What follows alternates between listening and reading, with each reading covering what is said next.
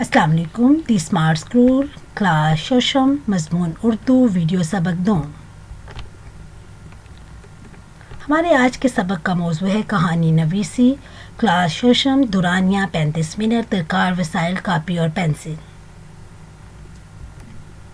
बच्चों, आज हमारे सबक के मकासद हैं। इस सबक के इख्तिताम पर आप इस काबिल हो जाएंगे कि कहानी की तारीफ़ और अहमियत जान सकें, कहानी नवीसी के असूलों से आगाह हो सकें, कहानी नवीसी के इज्जा जान सकें, उन्वान की मदद से कहानी लिख सकें। कहानी।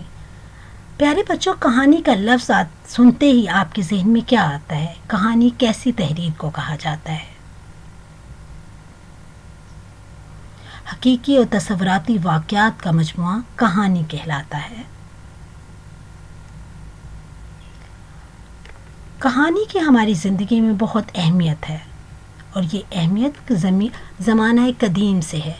ज़माना कदीम से ही कहानी तफरीह और दिलचस्पी का ज़रिया है और ये एक ऐसी सिन्फ़ अदब है जो बच्चों, जवानों, बूढ़ों में यकसा तौर पर मकबूल है।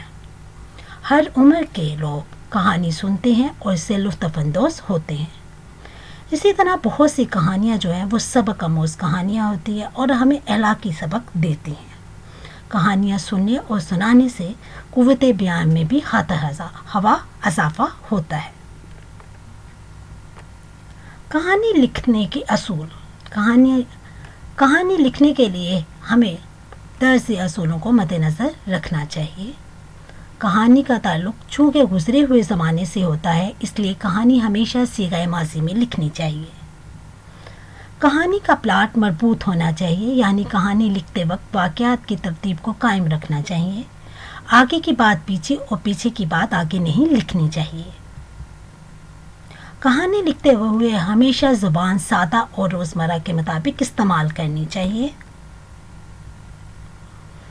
कहानी लिखने से पहले हमें कहानी के इज्जा का जानना भी बहुत ज़रूरी है। कहानी हमेशा किसी उन्वान के तहत लिखी जाती है जो किसी किरदार, वाक़या या मरकज़ी ख़्याल पर मबनी होता है। मसलन प्यासा कौवा, दूध में पानी, गरूर का सर नीचा। कहानी का बुनियादी नुक्ता मरकज़ी ख़्याल कहलाता है और कहानी हमेशा किसी मरकज़ी ख़्याल के तहत लिखी जाती है।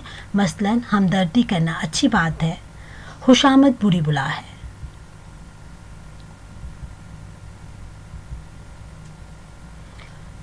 पस मंज़र। कहानी के वाक़यात कब और कहाँ वक़ूअ पज़ीर हुए।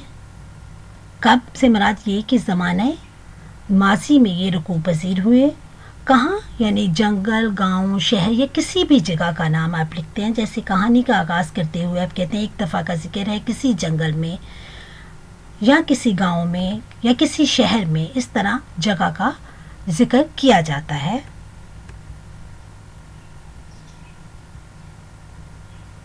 कहानी लिखते हुए इसका खाका तश्कील दिया जाता है। मसलन अगर हमने एक कहानी कौवा और लोमड़ी लिखनी है तो हमारे वाक़यात की तरतीब कुछ यूँ होगी। मसलन आगाज़ कौवे के पास पनीर है। मसला क्या था कि लोमड़ी भूखी है। हल क्या है कि वो कौवे की झूठी तारीफ़ करती है। कौवा बेवकूफ़ बन के मुँह खोल देता है और अंजाम ये है कि लोमड़ी कामयाब हो जाती है। हर कहानी में कुछ किरदार होते हैं। ये किरदार जो है वो इंसान, जानवर, बेजान चीज़ें हो सकती हैं जिनको लेते हुए कहानी जो है वो लिखी जाती है। हर कहानी का एक नुक्ता अरूज होता है जो कि कहानी का मरकज़ी हिस्सा होता है। ये कहानी के शुरू, दरमियान या आखिर में हो सकता है। अब आपको एक नमूने की कहानी दी जा रही है। आपने इस कहानी को पढ़ना है और कहानी की खुसूसियात और इसके इज्जा को भी मद्देनज़र रखते हुए इसको पढ़ना है। आपके पास 5 मिनट हैं। यकीनन आप सब ने कहानी पढ़ ली होगी। अब आपने दर्ज उन्वान के मदद से कहानी लिखनी है। उन्वान है गिदर की मकारी। आपके पास 15 मिनट है। आपने कहानी लिखने के असूल और इसके इज्जा को मद्देनज़र रखते हुए इस कहानी को लिखना है। کہانی کی جانچ. کہانی کی جانچ کرتے وقت آپ نے درج ذیل نکات کو مد نظر رکھنا ہے. کہانی عنوان کے مطابق ہونی چاہیے. کہانی کا ماضی میں لکھا جانا ضروری ہے. کرداروں کا مناسب استعمال، جملے کی عمدہ ساخت اور روانی تسلسل کہانی کے اہم تقاضے ہیں، ان کو بھی مد نظر رکھنا ہے. کہانی کا مناسب اختتام اور انجام کیا جانا ضروری ہے. اخلاقی نتیجہ جو عنوان کی مناسبت سے ہونا چاہیے. اب آپ کو ایک خاکہ دیا جا رہا ہے. آپ نے اس خاکے کی مدد سے کہانی لکھنی ہے اور یہ کہانی آپ کے لیے گھر کا کام ہے.